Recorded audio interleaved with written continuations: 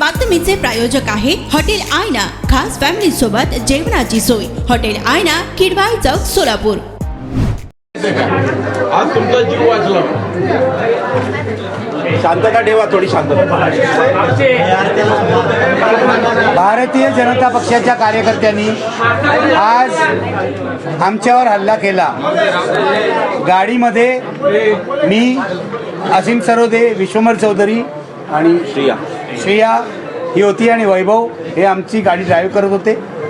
आज बंटी जे आहेत बाळकृष्ण निडळकर यांनी बाहेर उतरून वाचवलं आम्हाला। पोलिसांनी आम्हाला 4 तास ऑलमोस्ट डिटेन्शनमध्ये ठेवलं। ते घरामध्ये जी नजरकैद असते अशी होती। पोलीस आम्हाला जाऊ देत नव्हते तिथून बाहेर।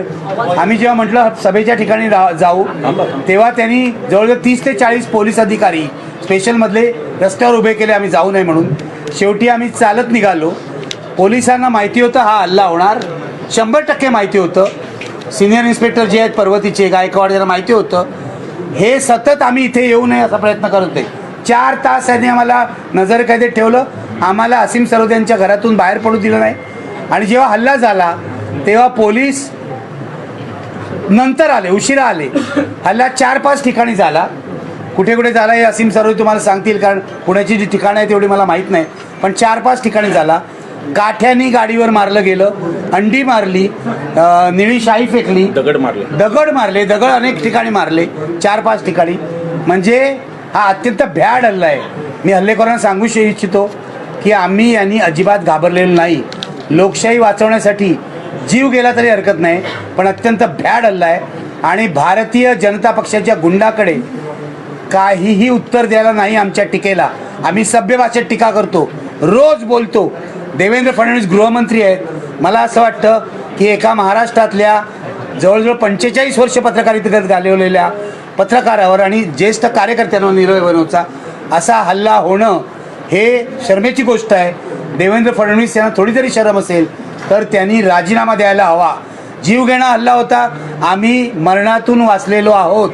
कारण तिथे इतर कार्यकर्ते म्हणजे प्रशांत जगताप यांचे कार्यकर्ते आले, हे रस्त्यावर उतरले, राहुल डंबालेचे कार्यकर्ते आले, आंबेडकरी कार्यकर्ते आले, रस्त्यावर उतरले, म्हणून आम्ही वाचलो। नाहीतर आज त्यांनी आम्हाला ठारच मारलं असतं। हे सिद्ध करतं की भाजप हा फॅसिस्ट पक्ष आहे। भाजपला लोकशाहीशी आणि पत्रकारांच्या स्वातंत्र्याशी काही देणं घेणं नाही।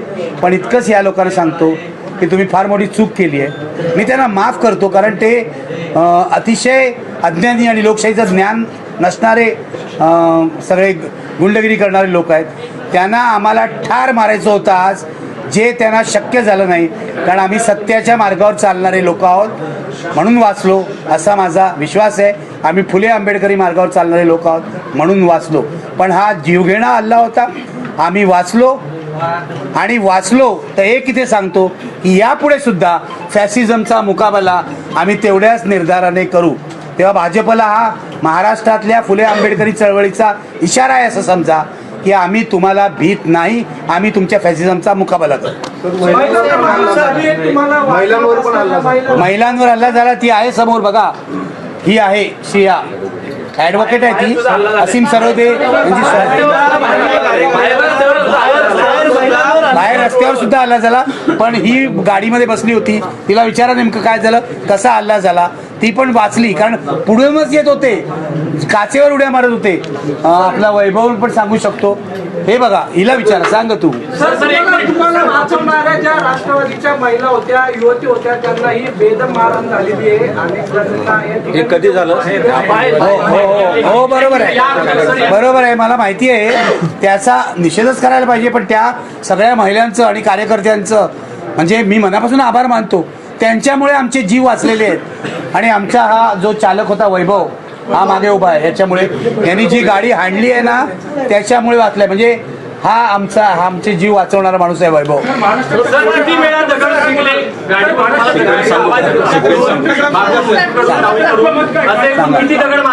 सांगताय आम्ही असीम सरोदेंच्या घरून निघालो। पहिला हल्ला आमच्यावर चौथ्या गल्लीत झाला, प्रभात रोड। तिथे पहिल्यांदा दगड आले, अंडी आली। त्याच्यानंतर त्यांनी त्या चौकात प्रभात रोड जिथे कर्वे रोडला मिळतो तिथे त्यांनी पुन्हा खूप काठ्या आणि तिथून आम्हाला गाडी रिव्हर्स घ्यायला लागली आणि ती रिव्हर्स घेऊन पोलीस याच्यात गंभीर बाब आहे. ह्या कित्येक कार्यकर्ते पोलिसांवर हल्ला करतायत हे फडणवीसांना सांगायचं मला की तुमचं गृहमंत्री पद काय कामाचं आहे की तुमच्या पोलिसांवर पण हल्ला केलेला आहे. रेकॉर्डिंग पाहावं गृहमंत्र्यांनी. पोलीसच्या काबूच्या बाहेर स्थिती होती. काठ्या लाठ्या घेतलेले गुंड काठ्या मारत होते. शेवटी त्यांनी काच फोडली. वागळे सरांना असीमने असं खाली धरलं म्हणून वागळे सरांचं डोकं वाचलं. काय काय ते टाकत होते. अत्यंत क्रूर हल्ला होता. तिथे झाल्यानंतर आम्ही गाडी रिव्हर्स घेतली आणि आम्ही SM जोशी सभागृहाच्या तिकडून आलो. त्याच्यानंतर पुन्हा पाठलाग झाला आणि शेवटचा हल्ला त्याच्यात मध्ये थोडे सगळ्यात मेजर हल्ला नंतर आमच्या इथं झाला. आपला नाही खंडोजी बाबा नव्हे पुढे दांडेकर बीडला झाला जिथं की आम्हाला वाटलं की आमचं आयुष्य संपलेलं आहे कारण पोलिसांच्या पेक्षा कितीतरी जास्त नंबरमध्ये त्यांचे गुंड होते. पण प्रशांत दादांचे जे लोक होते जगतापांचे त्यांनी त्यांना तिथं रोखलं. रणरागिनी राष्ट्रवादीच्या मला त्यांना सॅल्यूट करायचा आणि मला त्यांचे आभार मानायचे की त्या पण गाडीच्या लिटरली बाजूने पळत होत्या. राष्ट्रवादीच्या काही कार्यकर्त्या गाडीची बाजूने पळत होत्या. या सगळ्यांनी मिळून आम्हाला इथपर्यंत आणलं. पण आज आमच्या तिघांचाही जीव घेण्याचा हा कट होता. सगळ्यांचा जीव घेण्याचा हा कट होता आणि देवेंद्र फडणवीसांच्या माहितीशिवाय हे घडलं याच्यावर माझा स्वतःचा विश्वास नाही. तुमचा अध्यक्ष शहराचा धमकी देतो पोलिसला आणि सांगतो की आम्ही उधळून लावू आणि पोलीस त्याला अटक करत नाहीत. ही कुठली न्याय व्यवस्था आहे. आम्ही देवेंद्र फडणवीसांचा राजीनामा मागतोय. निर्भय बनवच्या पुढच्या सगळ्या मोहिमांमध्ये आम्ही महाराष्ट्रभर फडणवीसांचा राजीनामा मागत राहू.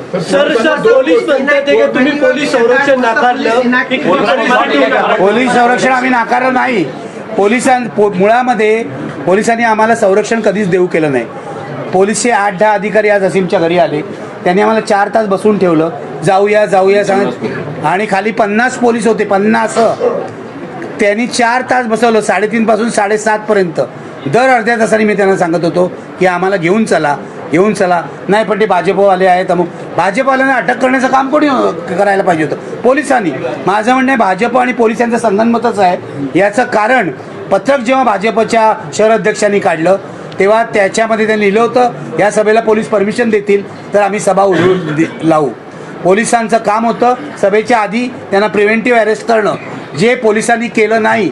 माझं म्हणणं या हल्ल्यामधला पोलीसही तेवढेच जबाबदार आहेत कारण त्यांचं BJPशी मिली बघत आहे हे लक्षात घ्या. हा गंभीर आरोप आहे आणि आज आमच्यावर हल्ले केले. आम्ही काही राजकीय पक्षाचे कार्यकर्ते नाही. आम्ही निर्भय बनूचे कार्यकर्ते आणि मी तर पत्रकार आहे. माझं असं म्हणणं आहे मी रोज माझ्या व्हिडिओमधून जे यांच्यावर टीका करतो त्याचा बदला घेण्याचा यांनी प्रयत्न केला आणि यापुढे महाराष्ट्रामध्ये पत्रकार आणि कार्यकर्ते सुरक्षित नाहीत. भाजपला आजही दाखवायचं होतं की आम्ही निर्भय बनोच्या कार्यकर्त्यांना हल्ला करून आमची दहशत. भाजप हा दहशतवादी पक्ष आहे असा माझा आरोप आहे. एक वाक्य मला ऍड करायचं आहे. एक वाक्य मला ऍड करायचं आहे. एक मिनिट थांबा. मला एक मिनिट थांबा ना बोलतो. एक वाक्य फक्त मला ऍड करायचं आहे. एखाद्या हॉरर शो मध्ये असा थरार असतो रस्त्यावरचा गुंडांचा की गुंड आपण ते चित्रपटात पाहिलं होतं. आम्ही फक्त असीमनी मी वागळे सरांनी या सगळ्यांनी आम्ही फक्त एक चित्रपटात पाहिलं होतं की बिहारवर आधारित एखाद्या चित्रपटात गुंड कसा पाठलाग करतात. मोटरसायकल घेऊन त्यांच्या हातात काठ्या कुठून आल्या लाठ्या कुठून आला ते प्रत्येक ठिकाणी आमच्या दगड कुठून आले. दगड एवढे मोठमोठे दगड टाकत होते गाडीवर. अंडे तर मिळतात पण दगड कुठून आणले. कार्यक्रमाला परवानगी दिली साधारण किती वेळा हल्ला आपल्यावरती हल्ला आपल्या सुरक्षित पोलीस होते ते गणवेशात नव्हते. पोलीस कुठे क्राईम ब्रांच होते.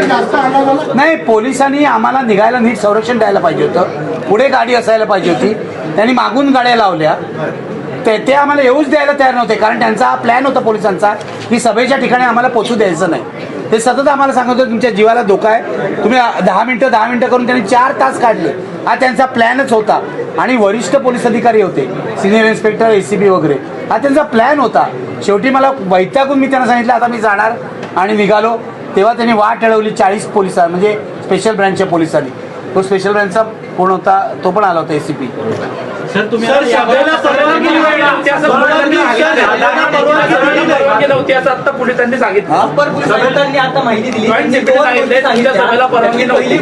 सभेला पत्र बघा. त्यांनी आम्हाला पत्र का दिलं. मुळामध्ये हॉलमध्ये सभा होती.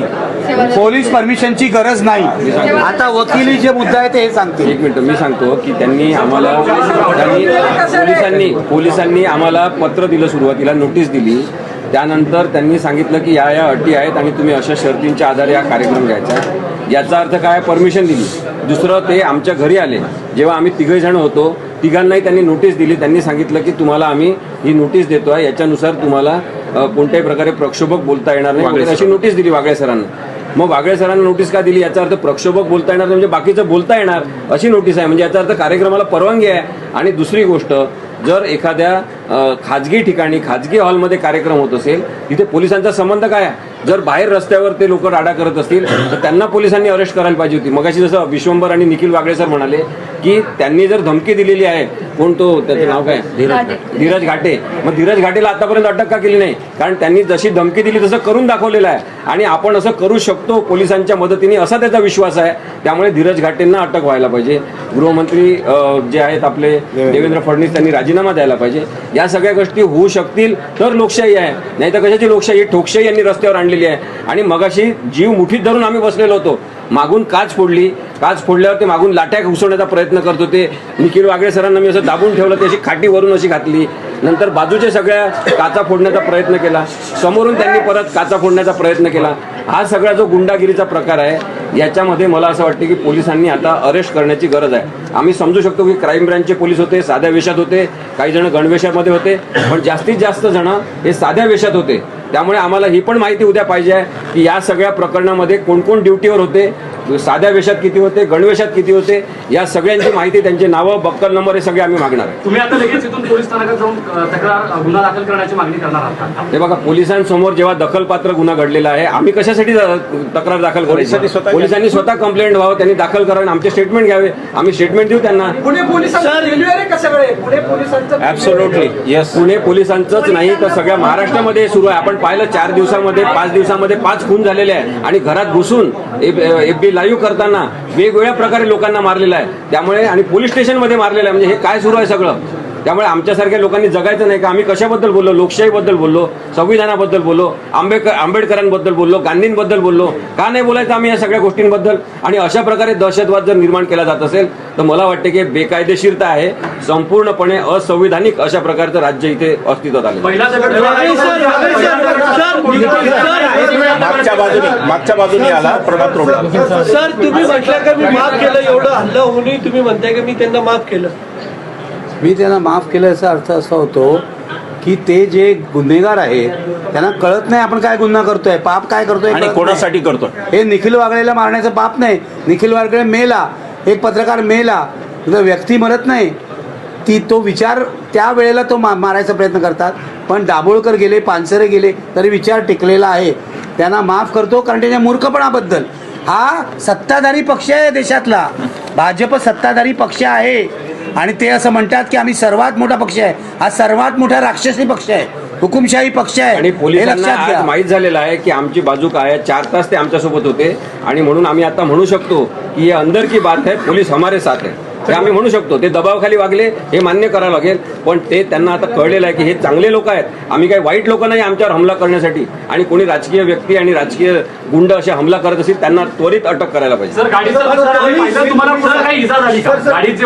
ॲडव्होकेट बाळकृष्ण निडाळकर यांची गाडी संपूर्णपणे फोडण्यात आलेली आहे. आमचं स्पष्ट म्हणणं आहे की पोलिसांनी त्याचा पंचनामा करावा आणि जे गुंड याच्यामध्ये दोषी आहेत त्यांच्याकडून त्यांना पैसे वसूल करून द्यावे. इथून पुढच्या काळामध्ये तुम्हाला म्हणजे निर्भया बनवून हे अभियान काही इथेच थांबणार नाही, पुढे जाणार आहे. अशा परिस्थितीमध्ये पुन्हा हा धोका कायमस्वरूपी टाळला असं म्हणता येणार नाही. त्यामुळे इथून पुढच्या काळामध्ये एक तर म्हणजे तुम्हाला स्वतः संरक्षण घ्यावं लागणार किंवा संरक्षणाची काहीतरी व्यवस्था खबरदारी घ्यावी लागणार. त्या दृष्टिकोनातून तुम्ही काय? आम्हाला असं वाटतं की निपक्ष असलेले चांगले पोलीस असतील, त्यांना स्वतः वाटत असेल त्यांनी आजच्या या घटनेचा अहवाल तयार करावा आणि आम्हाला संरक्षण देण्याची गरज वाटत असेल तर त्यांनी द्यावी. आम्ही स्वतःहून संरक्षण मागायला जाणार नाही. मी तर पूर्वीच संरक्षण नाकारलेलं आहे दाभोळकर केसमध्ये, कारण माझा पोलीस आपल्याला वाचवतात यावर विश्वास नाही. आज ते सिद्ध झालं आहे. पोलिसांचा रोल संशयास्पद आहे. त्यामुळे मी पूर्वीच दाभोळकरांच्या वेळेलाच संरक्षण नाकारलेलं आहे. मारू द्या, ठार मारू द्या, काय आहे ना, काय मारायचंच आहे ना. एवढे आम्हाला का भीतात? आम्ही काय बोलणारे लोक आहोत, लिहिणारे लोक आहोत, पत्रकार आहोत, कार्यकर्ते आहोत. का हे घाबरतायत मला सांगा ना. कारण हे यांनी लोकशाहीची हत्या करण्याचं पाप केलेलं आहे, लक्षात घ्या. ही आज झाली आहे ना, ही आम्ही वाचलो नशिबाने, पण ही लोकशाहीची हत्या आहे आणि हा फॅसिस्ट पक्ष आहे, लक्षात घ्या. मला असं वाटतं लोकांमध्ये जाऊन आम्ही प्रबोधन चालू ठेवणार आणि या फॅसिस्ट पक्षाला मतदानाच्या मार्गाने धडा शिकवण्याचं काम करणार.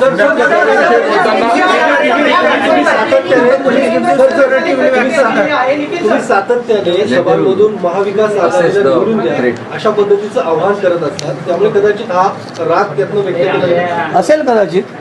आम्ही पॉलिटिकल भूमिका घेतली आहे निर्भय बनवून. आणि एक फक्त ॲडिशन त्याच्यामध्ये महाविकास आघाडी फक्त नाही आहे त्याच्यामध्ये, वंचित बहुजन आघाडी, आम आदमी पार्टी जे ते घटक नाहीत पण इंडियाचे घटक आहेत. इंडियाच्या सगळ्या घटक पक्षांच्या आम्ही उघडपणे सोबत आहोत. आमची ती राजकीय भूमिका आहे, आम्ही ती काही लपवून. आणि आम्ही यापूर्वी राष्ट्रवादी काँग्रेस जेव्हा सत्तास्थानी होतं त्यांचं विश्लेषण केलेलं आहे, शिवसेनेवर टीका केलेली आहे. त्या लोकांनी कधी आमच्यावर हमला केला नाही, राष्ट्रवादी काँग्रेस किंवा काँग्रेसने. ती लोकशाही भारतात असायला पाहिजे. तुम्ही तुमचा राजकीय पक्ष चालवा, आम्ही संविधान चालू आणि आम्हाला बोलण्याचा पूर्ण हक्क आहे. पण आजच्या हमल्यातून हे स्पष्ट झालेलं आहे की भाजपचा पुण्यातून सुपडा साफ होणार.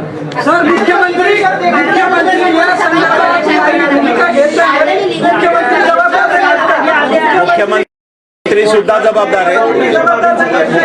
बिलकुल मुख्यमंत्री सुद्धा जबाबदार आहेत, अजितदादा सुद्धा जबाबदार आहेत. एक त्यातला एक गुंड अजितदादांच्या पक्षातला गुंड होता, अजितदादा सुद्धा जबाबदार आहेत आणि मुख्यमंत्री सुद्धा जबाबदार आहेत. पण गृहमंत्री म्हणून जबाबदारी ही फडणवीसांची. फडणवीसांनी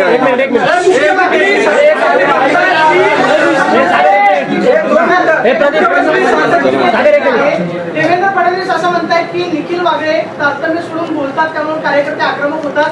मात्र जी घटना घडलेली आहे ती चुकीची आहे, या घटनेचा मी निषेध करतो असं देवेंद्र फडणवीस. सिन्नर घटनेनंतर ते असंच म्हणले होते. सिन्नर घटनेनंतर मला फोनवरती म्हणले होते की जे झालं तुमच्या बाबतीत ते वाईट झालं, पण शहराध्यक्ष त्यांनी तिथला काढला नाही, तालुकाध्यक्ष. इथे सुद्धा ते धीरज घाटेंना काढतात का नाही हे पाहिलं तर फडणवीस प्रामाणिक आहेत की नाही हे कळेल. फडणवीसांनी नुसतं बोलू नये, कृती करून दाखवा. देवेंद्र फडणवीस जे म्हणतायत आणि तारतम्य सोडून बोलतात आणि आज भाजपच्या मी अनेक व्हिडिओ बघितले, महिलांनी कार्यकर्त्यांनी मला खूप शिव्या घातल्या आहेत. गेल्या सोलापूरच्या हॉटेल क्षेत्रात नावाजलेलं एकमेव नाव हॉटेल आईना. चिकन बिर्याणी, चिकन अंगारा, चिकन हंडी, आईना special chicken tandoori, chicken 65, chicken Hyderabadi यांसारखे चिकनचे भरपूर डिश उपलब्ध. एक बार खाओगे तो बार बार आओगे. फॅमिलीसाठी खास चिकन बिर्याणी पॅक मिळेल. पार्सलची सुविधा, खास फॅमिली सोबत बसून जेवणाची सोय फक्त हॉटेल आईना मध्ये. सोलापूर शहराच्या मध्यवर्ती ठिकाणी असलेलं प्रसिद्ध हॉटेल आईना. टेस्टसाठी एकदा अवश्य भेट द्या. आमचा पत्ता किडवाई चौक सोलापूर. ऑर्डर व बुकिंगसाठी संपर्क मुस्ताक शेख 9975 46 67 20 आणि 7972 05 50 22.